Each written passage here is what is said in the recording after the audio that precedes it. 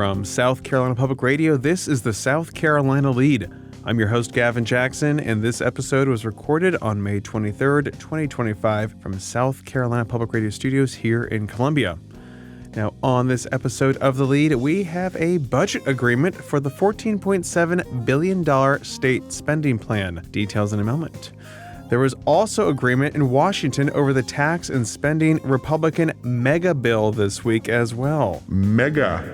We have details on that, as well as what the Senate Budget Committee Chairman Senator Lindsey Graham thinks about all of this, as well as his new bipartisan bill to sanction Russia further. But a little programming note, we will be dropping our next pod late on Tuesday in observance of Memorial Day. And another programming note, a live Lede taping. That's right, we will be hosting a live taping event in Aiken at Good Girl Brewing on June 12th at 6 p.m. Myself, reporter Mayan Schechter, and special guest, Senate Majority Leader Shane Massey, will be on hand. So put that on your calendar now, June 12th at 6 p.m., Good Girl Brewing in Aiken. In fact, you can go to southcarolinapublicradio.org and hit the RSVP.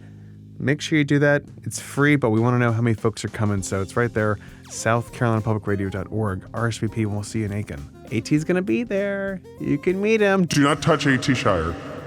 Now, I know I asked you all to call for the wind down section, but I have a different request for you right now, and that's that the Emanuel 9 are part of our shared history, and 10 years later, their legacy still shapes who we are. That's why SCETV is asking you to take part in Voices Collected. However it affected you, we want to know your story and your experience. So you can do that by going to scetv.org/Emanuel9 and hit the Voices Collected tab. And you can let us know that you're interested in talking to us, and we can record your voice. We can also take video as well. So whatever you're comfortable with, check it out, scetv.org/Emanuel9. And of course, we're always asking to hear just your voice in our wind down section at 803-563-7169. We love hearing from you guys. We don't do it just for the praise. We want to hear what's going on in your world, what you guys are dealing with, your hot takes, what's on tap now that summer is officially, unofficially here.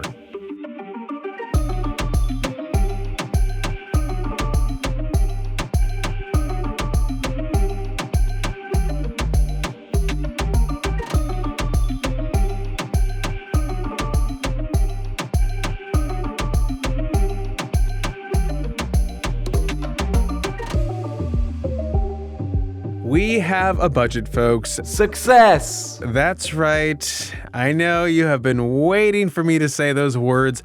A beautiful $14.7 billion budget, to be precise, that 3 Senate and 3 House lawmakers who made up the conference committee agreed on this past week, including several funding changes and provisos, those one-year budget directives, during its meeting on Wednesday. So, of course, it was also easy to work through this budget reconciliation process because there were no earmarks to deal with, pork, and there was a major tax revenue bump. I'm just going to tell you what the state economist with the Board of Economic Advisors said this week, that general fund revenues through April exceeded expectations by $772 million. That's the current fiscal year. And that's primarily for 3 reasons. Number 1. They say individual income tax refunds remain below last year's level despite the income tax rate reduction. Number 2. Corporate income tax collections did not decline as estimated. Number 3. Sales tax collections continue to grow. So people are spending is what I'm hearing. The spending continues. That's what you guys are good at, right? You know, little shoppers. Use Lede 50 to get 50% off anything, anywhere. Lede 50. Now, with this growth, the BEA increased its estimate for the current fiscal year 25, which we're in, by $669 million for additional one-time, that's non-recurring funds. So, hello, more bridges. So, in addition to that $669 million surplus for this current year that they can use to budget with for the next year, there is $377 million in recurring funds for the next fiscal year as well. So we're talking about a billion extra dollars here to budget with for that new year. So I can't control that, folks. But if you use Lede 50, we can see what happens. So after all that budget money talk, here are the changes in the current conference committee budget agreement that House and Senate lawmakers will take up on Wednesday. The state newspaper reports that there's $25 million toward a new College of Medicine academic building at the Medical University of South Carolina. There's $13 million toward a battery center facility at the University of South Carolina, and $40 million for a next-gen computing complex, as well as $200 million toward bridges. That's up from $100 million in the Senate plan. Closing the gap on the bridges. I know someone over at DOT is going to be very happy. Someone that listens to this podcast. Now, a proviso was also included that would allow for lottery tickets to be purchased with debit cards. Remember, this was floating around a lot when they were talking about school vouchers. Also, lawmakers will see a $1,500 a month increase for their in-district compensation for expenses. Now you're like, oh, more money for them. Well, this has not been raised since 1995. Speaking of big bills, we're going from big to mega. Mega. Yeah, we got to go up to Congress to do that. We're on Thursday morning. Republicans, safe but two, voted for the, quote, big, beautiful bill, quote, that would spend $3.8 trillion to lock in the 2017 Trump tax cuts that lower income tax rates, that creates a larger standard deduction and a higher estate tax threshold, this according to Politico. It also ends taxes on tips and increases the child tax credit by $500, though a new requirement is that both parents need to have a Social Security number. Here's what else is in that bill, according to Politico. The tax cuts, right? There are also business tax cuts, and the SALT, that's the state and local tax deduction, has gone from $10,000 to $40,000. Now, you can't give away all this money without some spending cuts, and that includes $625 billion from Medicaid. That's largely through the new work requirements. The nonpartisan Congressional Budget Office estimates that the bill would lead to about 8.6 million more people losing their health insurance. Again, this is from Politico. Big portions of Biden's clean energy programs would also be phased out to pay for this, as well as food stamps and education programs that would be cut back. Now, where's this money going? $175 billion in new funding for immigration enforcement, $150 billion in defense spending, which would also include $25 billion for the Golden Dome, that's that missile defense system that the president proposed this week, as well as $46 billion to revive construction of Trump's wall along the U.S.-Mexico border, that's according to ABC News. So a lot going in that bill, a lot that would deliver on promises made by the president on the campaign trail, of course. It would also raise the debt ceiling by $4 trillion, and the legislation would add $2.7 trillion to the deficit through 2034. I don't think that was a campaign promise people wanted to see upheld, but that's how much it costs. Now, all 6 South Carolina Republican House members voted for the bill, which would add, like we said, some $3 trillion to the deficit, according to the CBO. And the state's lone Democratic Congressman, Jim Clyburn, voted against it, which you know is no surprise. But 5th District Republican Congressman Ralph Norman, in the end, did vote for the massive bill, despite previous concerns over it.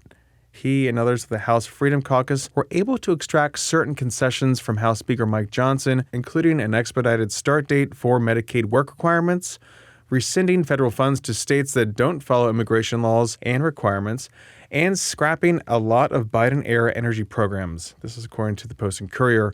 Now, from the House to the Senate, that's where the real magic happens, and that's where Senator Lindsey Graham now has this whole budget reconciliation process in his court when the Senate returns from Memorial Day week recess. That's right, they're off for a whole week, not just a day. And that thing going to change, y'all. Wow. It's unclear if it will still be beautiful by the time it comes back to the House. But Graham was asked about the House bill this week, and here's his response to reporters, courtesy of Forbes. Reconciliation bill passing? Yeah, I think it's a big step forward for the Speaker. Congratulations to him. I think there'll probably be some changes, but I hadn't had a chance to see exactly what's in the bill, but this is a big step forward. But some of the Freedom Caucus members are warning you guys not to water down any of their cuts. What do you say to them? You had your chance. There's some of these cuts are not real. And we're talking about over a decade. You know, if you do $1.5 trillion, that's like 1.5%. So let's don't get high on our horse here that we've somehow made some major advancement of reducing spending, because we didn't. Graham was also pushing his bipartisan Russian sanctions package this week as well. He called for a more unified resistance to Russia and maintained his strong stance toward the likes of China and Iran in a speech from the Senate floor. President Trump called for a 30-day ceasefire. Ukraine said yes. Russia said no. President Trump urged Zelensky and Putin to go to Istanbul, I was over there, and meet to have direct talks. Zelensky went, Putin didn't. So there was a call a couple of days ago between President Trump and Putin. The Russians now are supposed to submit a term sheet about what it takes to get a ceasefire. That's supposed to happen in a few days. They're talking about going to the Vatican and having direct negotiations. I'm all for all of that. But I don't know about how I think most people feel like I do. We've given Russia plenty of opportunity to find an honorable and just end to this war. They're not interested, and they're not going to change until we up the ante. So we need moral clarity here.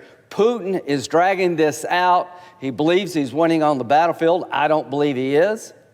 He's defying every effort that's been earnest by President Trump to find a solution to this war. President Trump says he wants to stop the slaughter and the killing. He's right to do so. But this is a time of decision making. This has gone on too long, too many games being played, and I'll tell you just in a minute what the Senate can do. But what we need when it comes to Russia, Ukraine, is moral clarity. Graham's speech for tougher sanctions on Wednesday came after President Trump had a lengthy phone call with Russian President Vladimir Putin on Monday, which was sandwiched between calls with Ukrainian President Volodymyr Zelensky. The Wall Street Journal reported that later on Monday, in calls to our top European allies, Trump said Putin was not ready to end the war. In fact, in a call on Sunday, Trump had indicated that he could impose sanctions if Putin refused a ceasefire, this according to people familiar with the conversation. But by Monday, he had shifted, saying he wasn't ready to do that. Instead, Trump said he wanted to proceed quickly with the lower-level talks between Russia and Ukraine at the Vatican. Meanwhile, the Senate is standing by to impose 500% tariffs on U.S. imports from countries that buy Russian oil, gas, and other goods, something that would hit China directly. What can we do to up the ante? What can we do in the United States Senate to change the equation? What can we do to persuade Russia to get to the peace table? We can impose bone-crushing sanctions on Putin's Russia, and he has earned that. I hate it for the Russian people, but it is now time to increase the cost of this war to Putin. The sanction package that we have put together has 80 co-sponsors. Do you know how hard it is to get 80 senators to agree on anything? 80 of us, and the number is climbing, are ready to impose sanctions on Russia if he does not come to the table and earnestly seek peace, Putin. And these sanctions are geared toward China. There are tariffs in these sanctions on any nation that buys Russian oil and gas from the shadow fleet. Putin's war machine is propped up by China and India buying Russian oil at a massive discount to keep the war machine and Putin running. Graham said too much death and destruction has taken place during the 3-year-plus war on the European continent, calling this a moment of reckoning, a moment that matters, and one that our adversaries are watching closely. To my colleagues, Republican and Democrat, if we don't get Ukraine-Russia right, it will be worse than Afghanistan. If it is seen when this is all over that Putin was rewarded for his aggression, I'm not trying to humiliate Russia, but I am trying to make sure they're not rewarded in a way that China will be enticed to take Taiwan, or Iran will believe we're all talk in the West when it comes to their nuclear capability, isolating Israel even further. So speeches are important. Moral clarity is the right lens from which to look through regarding aggression and evil. But we have to do more than talk. And speaking of Graham, we have a very small campaign trail update. We expect to see another challenger jump in that race next week. Stay tuned. And on the way out, just a little bit of economic news. We got unemployment data for April, which ticked up slightly to 4.2%, according to the State Department of Employment and Workforce. In fact, Executive Director William Floyd said in a statement that, quote, businesses in South Carolina added 6,800 jobs between March and April 2025, with particularly strong month-over-month job growth in leisure and hospitality, real estate and rental and leasing, as well as transportation, warehousing, and utilities. South Carolina's labor market heading into the summer remains strong across most industries and major metropolitan areas. And again, that was William Floyd, who is the due executive director. So labor market looking strong in South Carolina, which means I know you guys are going to keep spending. Use hashtag LEAD50 at checkout.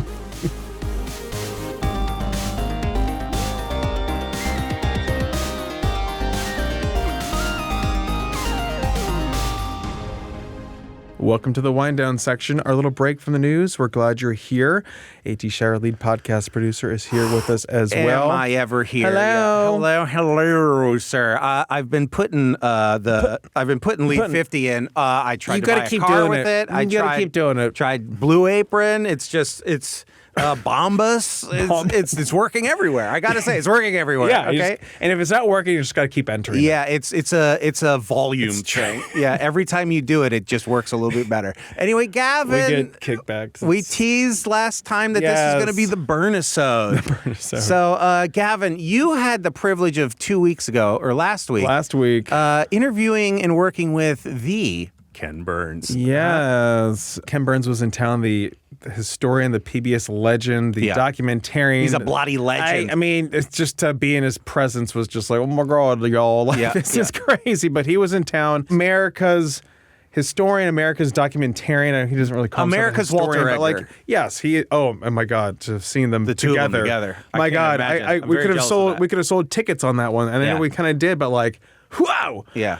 You have to wait till you hear it on Walter Edgar's podcast, but it's fantastic. Of course, Walter is different than me. We're all different people. We know that. I didn't write the definitive history of South Carolina like the Walter did, but I'm getting close. Yeah, well, it's maritime. It's all the maritime history. More fashion. No, but if you haven't read South Carolina history, that is Sir Walter Edgar of USC. Distillate. Pure distillate. And so Ken was in town. Call him Ken. Ken is doing like all this press. God, and Ken's it's so there. jealous that you get to say this to him. It's like every time I talk about going to Greece, it's like it just has an inherent smugness, and I apologize. I'm not trying to do that. It's just how I come across. Anyway, so Ken being Ken. No, we had this great program. He's talking about the American Revolution. We're talking about SC 250. We're talking about the American Revolutionary War, 250 years. And it's going to be something. So he's on this big press tour. He's going to different places throughout the year. Talking about the documentary that's coming out in November, which we're excited about. I had to sign an NDA. I shouldn't even be talking about this, but this is dangerous. But of course, it was already screened. But had to do all the hoops just to watch some excerpts, which are fantastic. Mm-hmm. And of course, South Carolina has played a huge role. Outsized. Yeah, I had the chance to sit down with him for an upcoming episode this week in South Carolina, which we will simulcast in the lead. Don't worry, you freaks. It's called the burn-isode. Officially. But he was also talking to Sir Walter Edgar. And like I said, two different tacks here when it comes to interviewing, right? Yeah. Walter just goes right head first, wonky as wonk, and talking about these things. And I'm just like, oh boy. Jargon. And, he has a tight schedule. I saw his schedule for like the 2 days that he's in town. Mm-hmm. It is down to like the 30 minutes. And, he was running ahead of schedule that day. So I was like, oh, good for him. He'll have more downtime. Mm-hmm. Well, we ate that time up real quick with Walter. Walter was eating, yeah. They were giving him like time cues off camera and Walter's just going. And it was great. It was interesting to see them. They were definitely trying to out-history each other. And you can hear that on Walter's podcast soon.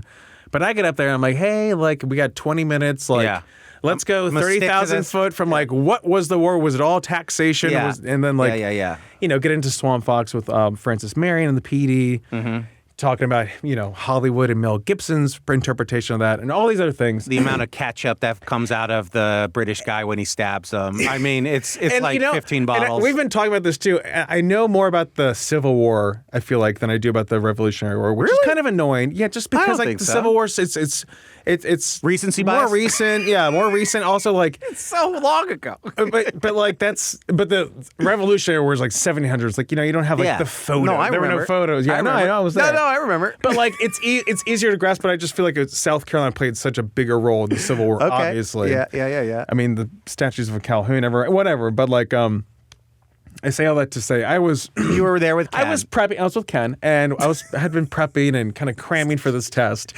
as I do. So then here we are. I'm having my 20 minutes with Ken. We're like, man, I'm like 8 minutes into this.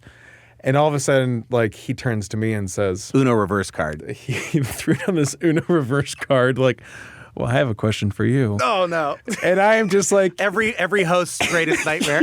So I'm like, oh, no. This only happens in debates. And I say, no, I ask the questions You're here. going through your Uno hand. You have no other color reverses. I'm hoping he puts down the same color that I can transition to a yellow. Mm-hmm. Okay. Oh, God. So, of course... I'm not going to flinch. This man's not going to get a rise out of me. Gun to your head. You're no flinch, no sweat. Go right ahead. I just crammed for this test. Yeah. Things are fresh. For now, I know everything, Ken.